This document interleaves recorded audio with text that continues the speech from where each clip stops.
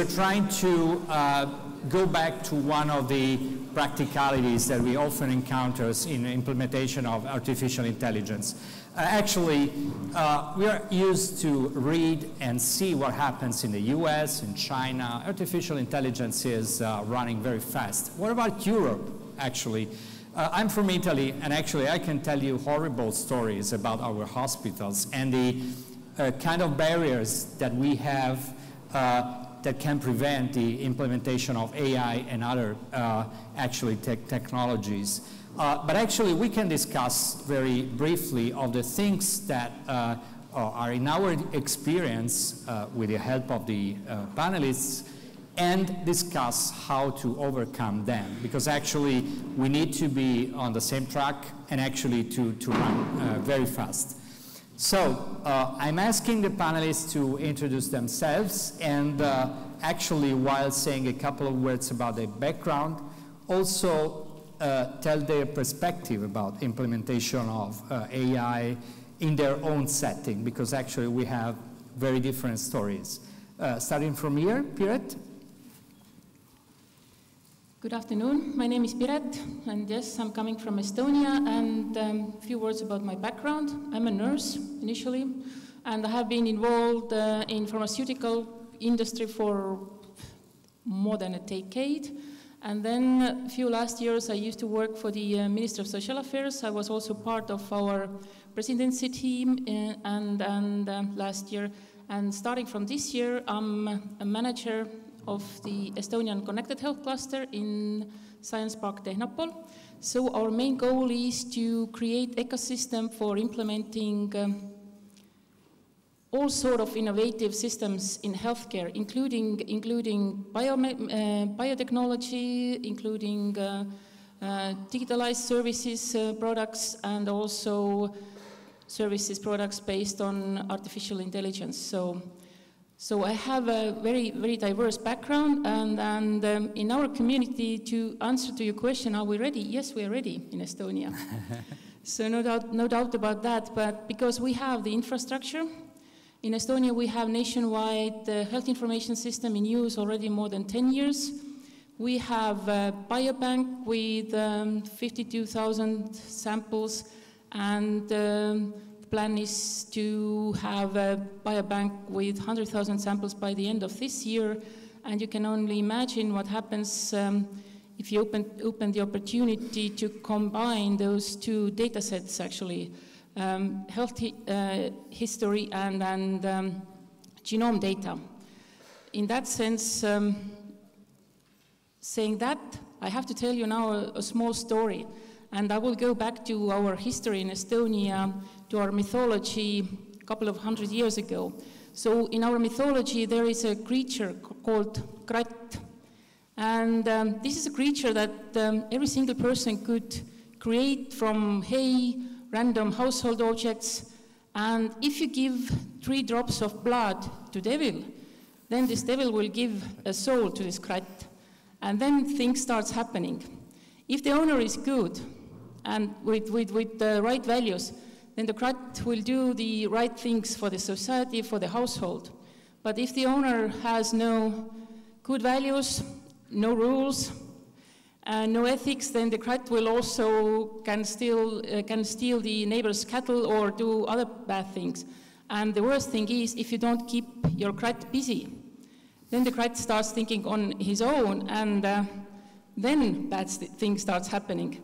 So we're using the same story and to talk about artificial intelligence in our society, because every single person in Estonia knows this mythological creature. I will use this story. It's beautiful. Yes. It's very self-explaining. And actually, we have now in pipeline, I would say, that because the first task force meeting was already in August, to implement or to create the law, and we even call this law Kratt law.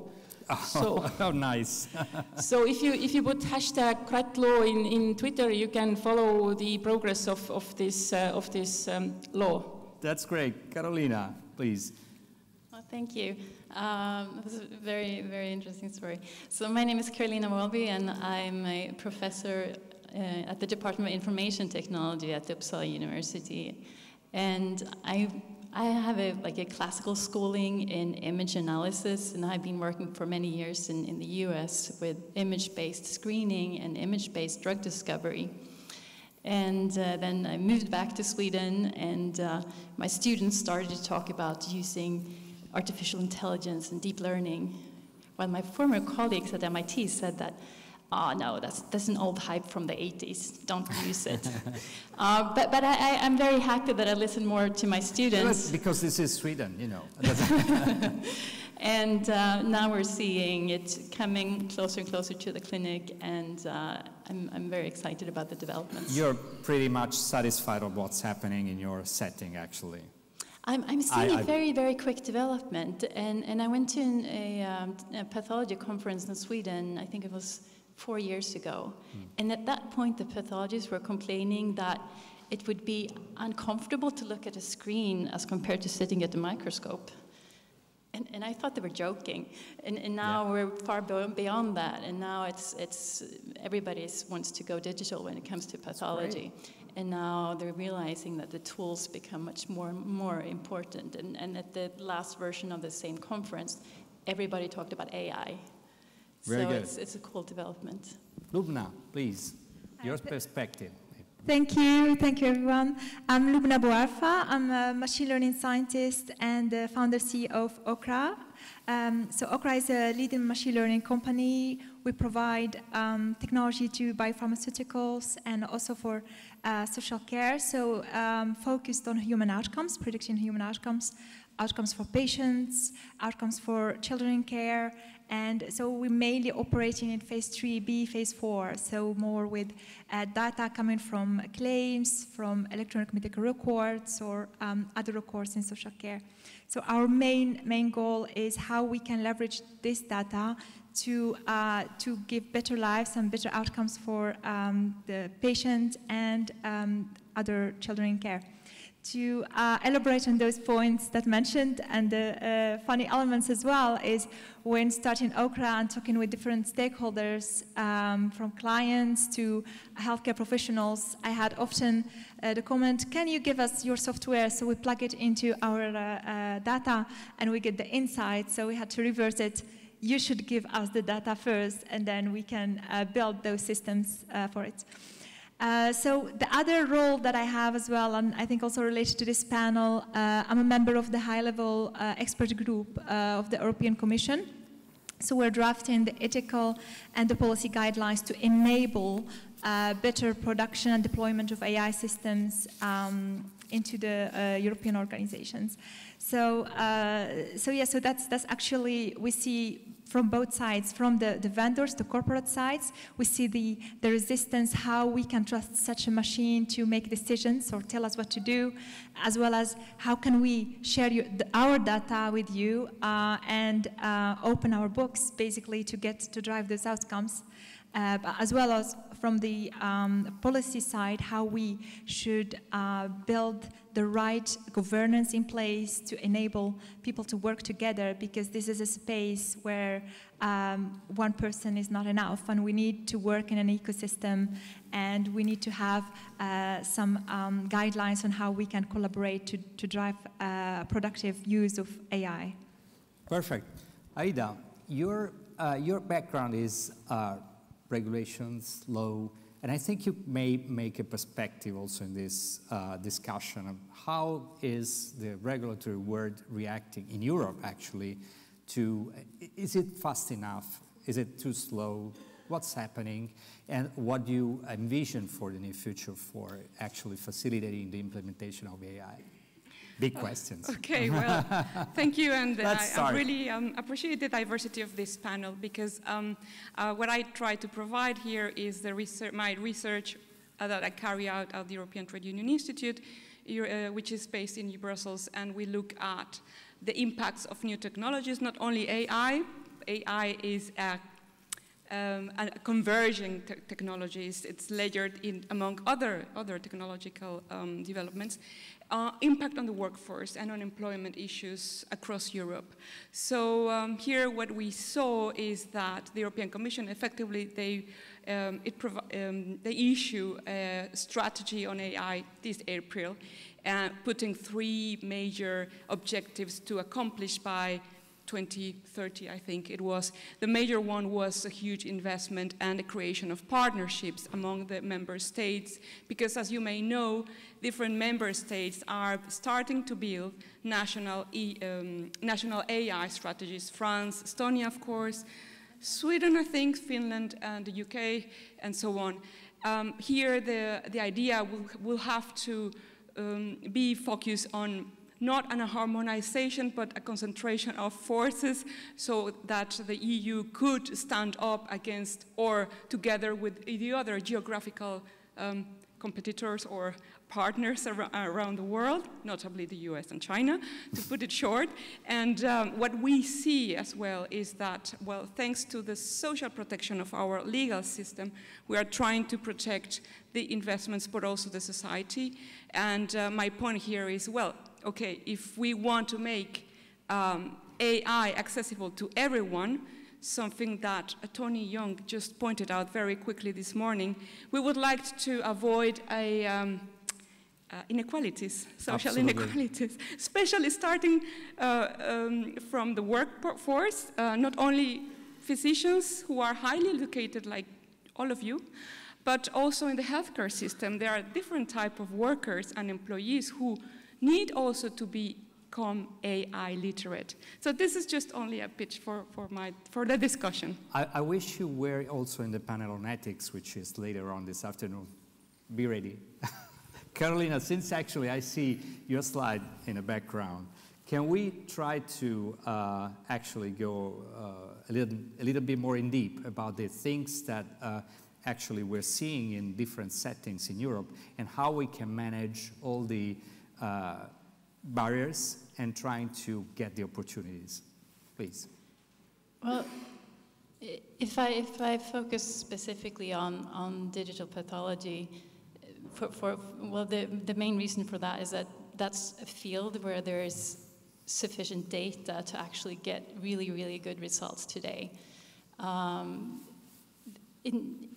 In digital pathology, I think using AI for decision support is one way to both get more acceptance for the methods and also get more validation of the methods. Because if a pathologist looks at a sample and then maybe makes his or her own decision and then overlays the regions that are marked as suspicious by the AI system, we can both maybe build the confidence that the AI system is doing the right thing, or we can annotate it and say that this is a case where the AI system failed, this is where we need to go back to the training phase and retrain the system. Mm-hmm. And I think this kind of decision support is where we can start. Can we have the slide back, the please? Thank you. Yeah. Sorry, I can't really see what it says up there, but it is, well, I guess it's a way to get the AI, the pathologist more AI literate, or at least more AI friendly, and build a better understanding for what the potentials are and what the limitations are.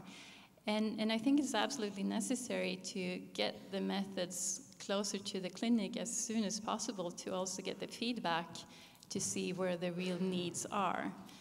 And I do not at all think that the pathologists will run out of jobs, but I think they will get a more interesting job because the boring things can be done by the AI system, such as counting mitotic events and so on and so forth. You would get all the mitotic events automatically scored on the image, and you will get your numbers, and then you can start to see if there's anything else that's interesting, rather than sitting there and doing something that does not really require the intelligence of a pathologist, but it's more of a boring task, and leave that boring task to the AI system. That's great. And actually, there are a number of points that can be discussed for hours here. But actually, let's try to get back to our practical problems. How about the infrastructures, the different infrastructures that we have in Europe? Because actually, one of the things that I continue to observe is that most of the health organizations are trying to set their own systems for their own without thinking about sharing, linking, or actually even being in the cloud is something which is maybe the future for them. It's not the present. Do you feel this is a problem, and how much the different actually realities in different European countries may prevent or may slow down the implementation of AI? Lubna. Yeah, thank you, Roberto. So yeah, so this is indeed for Europe quite, so for every advantage there is a disadvantage. For every country has its values, has its culture, but also comes the systems, the IT systems used are also different across the different countries. And for instance, in Belgium and France, you have the system of the mutuals and the healthcare, so different than the UK, the NHS as a whole organization. For every of those systems, there is a little difference in the ecosystem. So mutuals working together with health institutions. So the data is in silos. So the systems used for electronic medical records, for collecting data, is sometimes different, even within the same country, from one hospital to another, from the primary to the secondary care. Also, this brings with it a lot of barriers for the implementation of AI systems.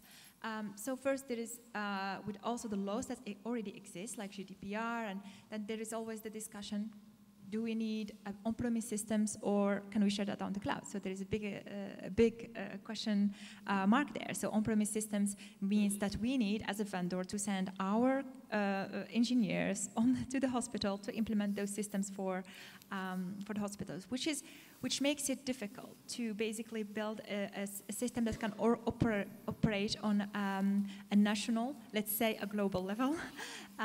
So that's definitely a barrier.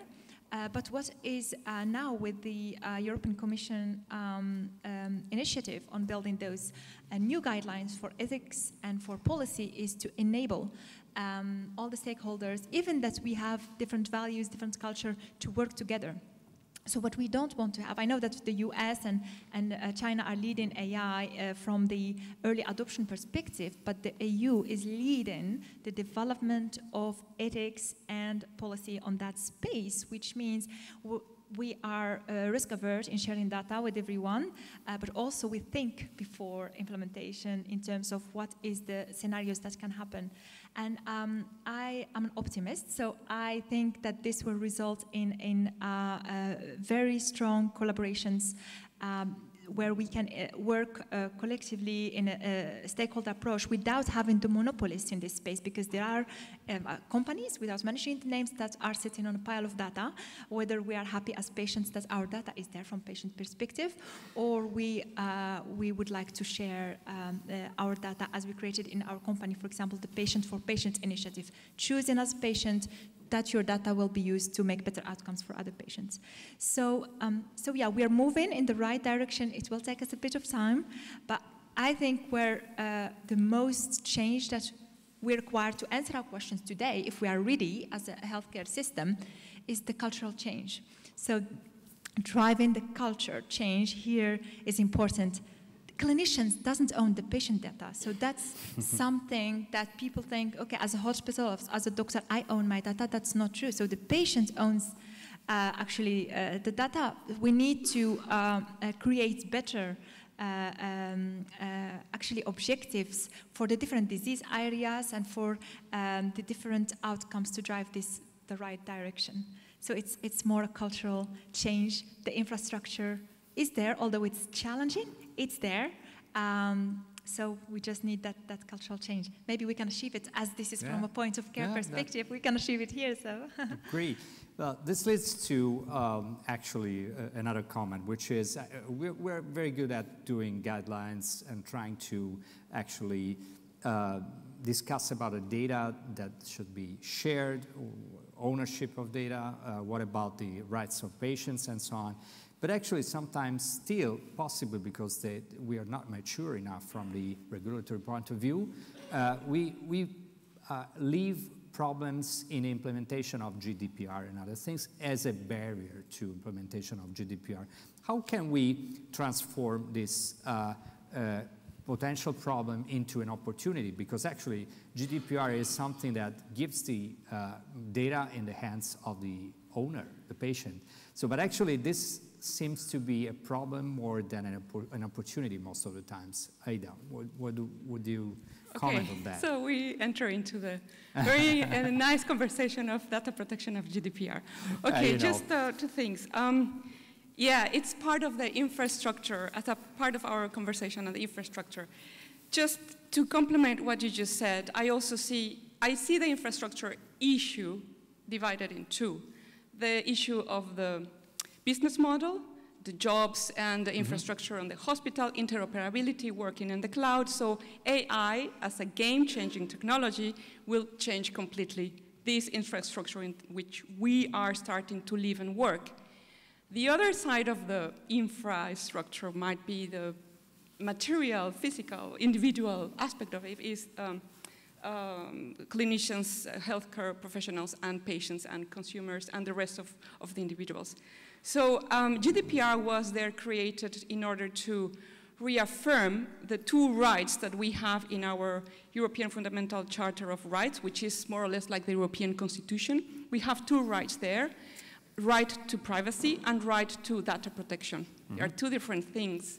And what GDPR is to reaffirm the data protection right by creating new rights to the data subjects, which are right to information, right to access the data somewhere, right to object it, right to rectify it, right to get it back, right to be forgotten or to delete the data, and so on.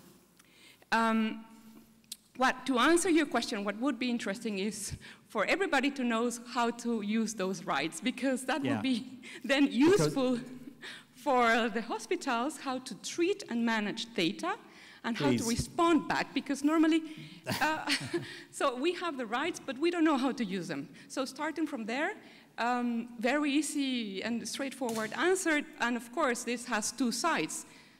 How do I, as an individual, exercise that right towards the hospital or a clinician, and how the other side responds to that. The GDPR has some guidelines attached to it on how to do this, and still it's a working process on how to develop more more templates and more guidelines on how to exercise this right and give more ideas to everyone how to do it. But if you go to internet, and I can let you know where, you can find all this information in the GDPR resource information sources. Thank you. Piret, actually, seems like Estonia has a beautiful combination of the two things, which is the right persons and the right infrastructures.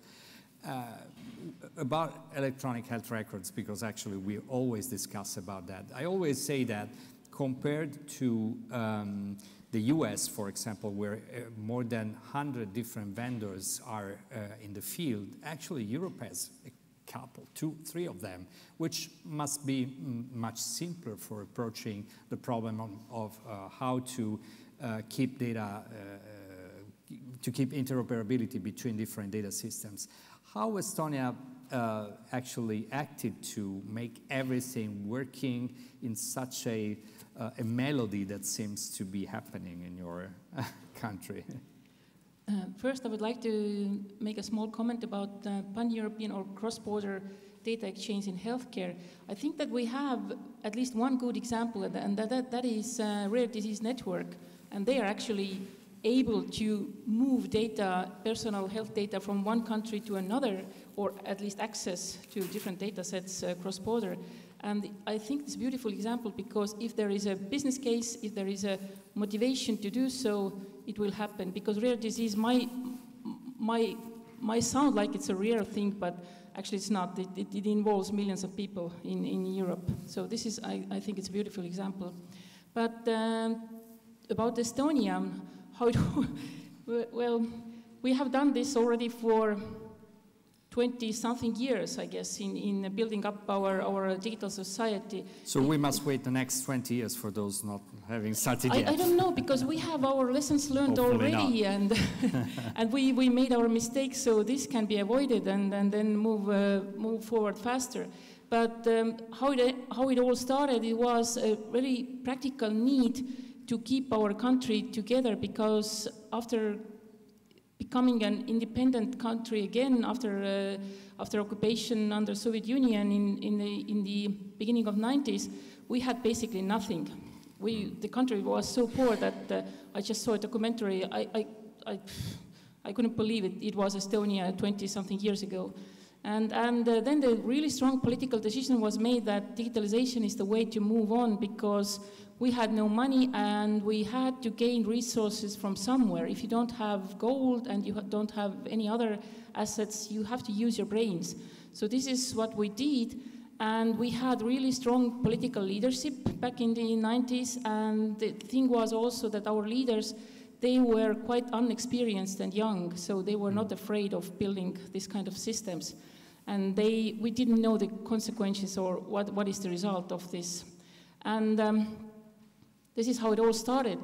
And yeah, of course, and bright brains were there who explained how it should work, and who had a really strong vision how to build up this architecture. And we have been using the same principle and same architectures now for almost 18 years, I guess.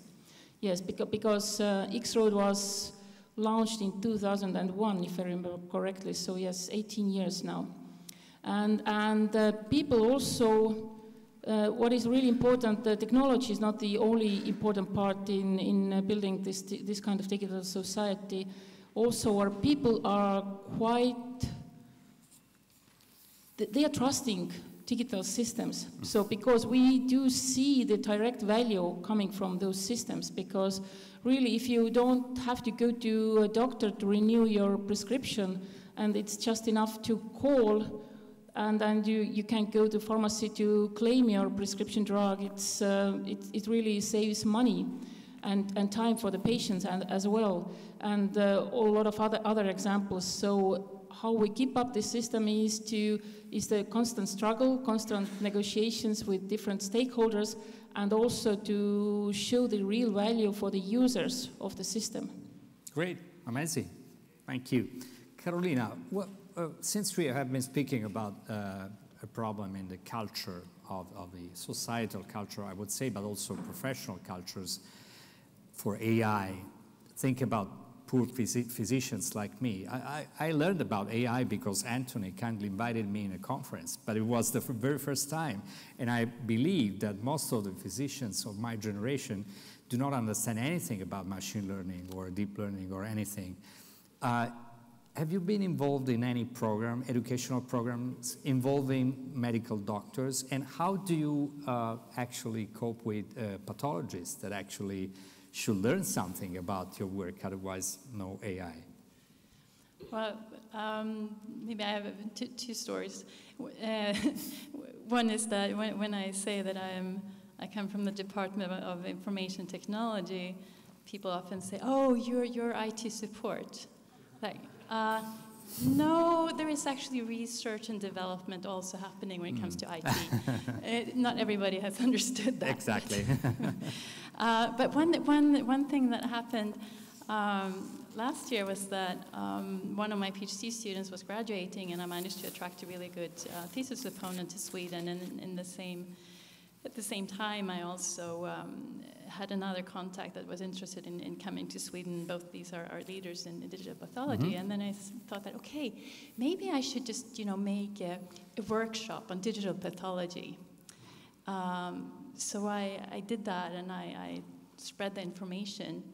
And all of a sudden, I had 70 clinicians coming to the Department of Information Technology. I don't think there's been one there before. And also the Swedish radio came there and interviewed us and so on. So I think even your generation is curious. You're still curious, and you're still ready to learn. Absolutely. So I'm not too worried. You just have to open up the possibilities for interaction. And also, I mean, I did not have any funding for organizing this workshop, so I said that, you know, there's no free lunch. You have to pay for your own lunch, but I will make a table reservation, and I'll make sure that you will get to sit next to someone that knows something that you don't know. Perfect. And it was a wonderful lunch. Awesome. Lots of discussions. Awesome. Please, Aida, go ahead. Very quickly, regarding the programs for educating physicians, I think that everybody has mentioned the need to upskill. What you're just saying, that you need to acquire technical skills and coding skills or digital skills in general. In my opinion, this is not enough, because what it only provides the individual with technical skilling. And what happens when not a highly educated person needs to work with AI and there is a problem, or there is an error, a computing error, or a loss of data? What is this person, can he or she do in order to cope with an AI-related conflict of decision, decision-making, or error? So that's why I think that we should go for AI literacy, with opposed to only learning courses and courses and courses, because this doesn't really help the individual creativity, imagination, and decision-making to act upfront an AI decision-making dilemma. So AI literacy, becoming AI literacy, goes beyond learning things and empowers the individual to work in a startup or to work later for a huge platform, and to be positioned and able to confront AI and convert other convergent technological problems abroad. So this is something that we have two comments before we try to give the mic also to the audience. Piret and Lubna. Yeah. Piret? I just wanted to add, because also in the morning I heard that somebody said that they don't know if there is any official programs for teaching or educating people in healthcare technology. We have it in Estonia. So we have an official master program in my university. I also graduated from there. It's Tallinn University of Technology, and we have international program called Healthcare Technology. So it's a two-year international program in English. So, and basically what they are aiming for to have doctors or nurses to, like I did, I studied there, to come and to study and get their extra education in healthcare technology also. So yes, we have thought about this. I don't think it's enough, because really it's full all the time, this course, and we need more this kind of educational programs for doctors, nurses, and other therapists. Yeah, so this is my OCRA hat on, because we're implementing those systems for our clients that some of them are scientists, some of them are not, are either clinicians or business on a corporate organizations. And what we see is it is difficult to explain AI to the level of detail to everyone, but what we can do is be more transparent around the design criteria, so how we design system, which data we used, how we train it, but most importantly, how we move from a model to production, so to make decision. So that's where we engage very, very strongly with our clients to make them aware that by setting a threshold here, you're automating. So we discuss the different groups for example, for those type of patients. Do you what is the how much the amount of false positives you want to allow here, and like the wrong diagnosis for patients. So because for every automation there is a price to pay, and the price to pay here is the false positives. So being more transparent on the design, transparent on the testing, how we tested the system, what is the accuracy for the different groups, and also more importantly, and I focus here, answering the why question. Because, as usual. Because adherence goes down. A clinician or any business corporate, either it's helping them on strategy or decision making, they want to understand why an AI system advised them to do so. So I know sometimes the strongest algorithms are black box, like neural networks, or there are more soft algorithms where we can go backwards and check what was the main parameters. But as a vendor in this space, very important for us to derive for them, those are the main reasons that this systems gives you this typical suggestion. And that really closes, at least it reduces the gap between perception and actually accepting the decision. That's perfect. Time for one question from the audience. Actually, before we close, if we have burning questions, I'm sure. Really? Not enough coffee? Yes, one question here. So one of the real challenges with all of the data when we're talking about GDPR is we don't have people who have health experience literacy, not health literacy, health experience literacy. I don't know as a consumer or as a patient or as a parent what I have access to, how I should use it. To your point, it was very well made. So how are we thinking across the professionals that are guiding patients and navigating? How are we educating them to have health literacy to guide people and patients to understand how to interact with that data and with the systems? We didn't talk before the panel, but actually this was the last question for the panel. That's perfect. So who wants to go ahead on this? Aida, let's start with, or whatever. I will, thank you for the comment. As opposed to learning, institutions should engage with the patients / consumers / individuals to allow them to become critically engaged, not only to respond yes or no as a clicking machine or to become the pinball or the ball in the pinball system, tac, tac, tac, tac, but to actually question the technology. What you were asking, they have to be able to ask why, and they have to be able to respond why. So this critical engagement is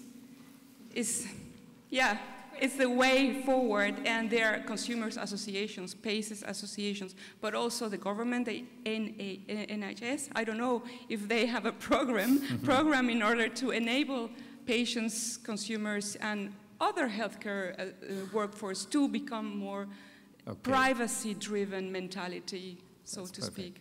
Very rapidly, let's get the round back. Lubna, if you want to make a comment, and then we close.